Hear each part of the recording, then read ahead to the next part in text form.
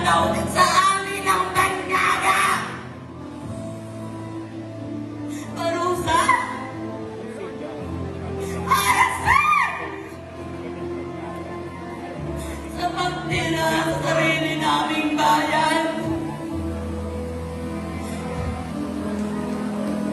Narito ang mga naghihikamos na kababayan, pilit na lumalaban sa gitna ng kawalan. Umaagos na iwas sa kayong mangging balat, alam ng sikmurang nagpapawala sa uliran.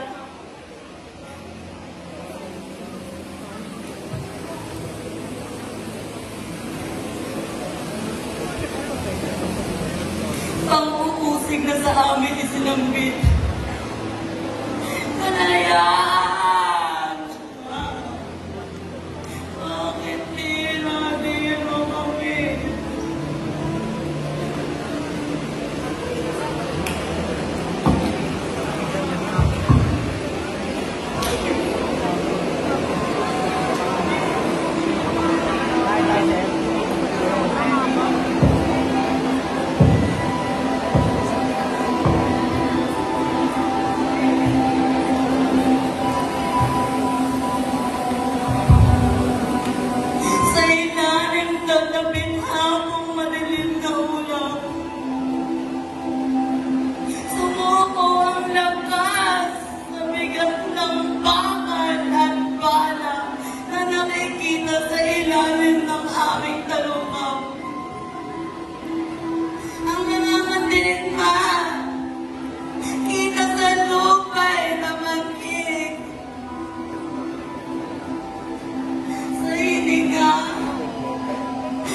Ang hirap at sakit.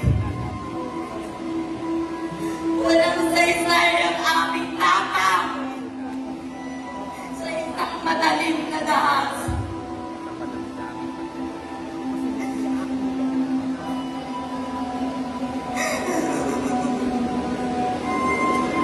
Nakakagyaga! Tunay nga bang mapapa sa kanila ang ating tinubuang bayan? At bawat payak ay nagbabadya ng isang wakas.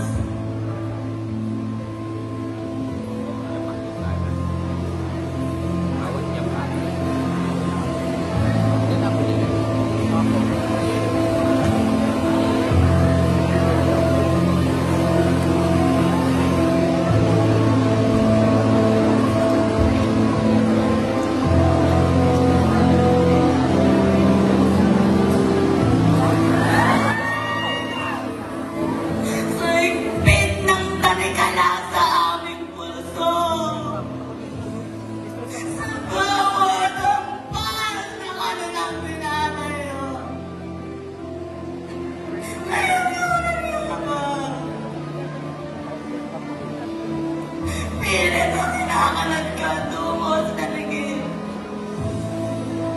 Mga sugat sa talampakang di maigiin. Tulong! Tulungan niyo kami.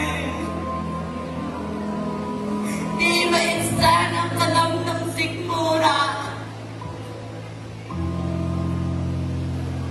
Uhaw kaming mga Pilipino. Wow! Oo, sa pag-asang mababawi ang kalayaan. Kalayaang pinagkain sa aming mamamayan.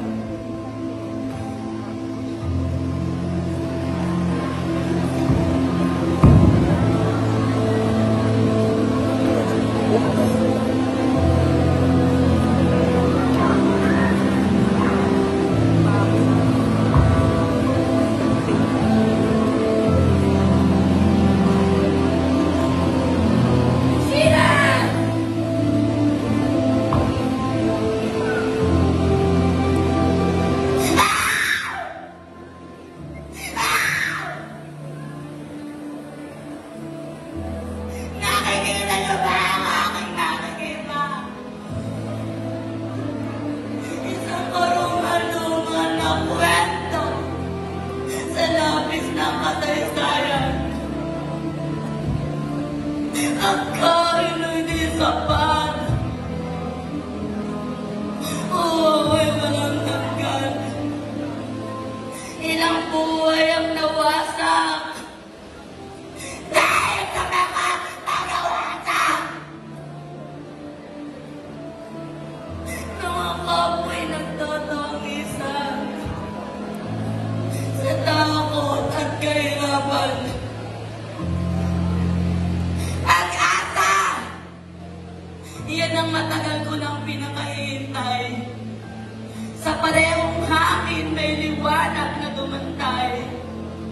Mga sundalong Pilipino na sa dilim ay kitagal nag-antay. Watawan na taklaw ng pag-asa sa hangin binigay-way.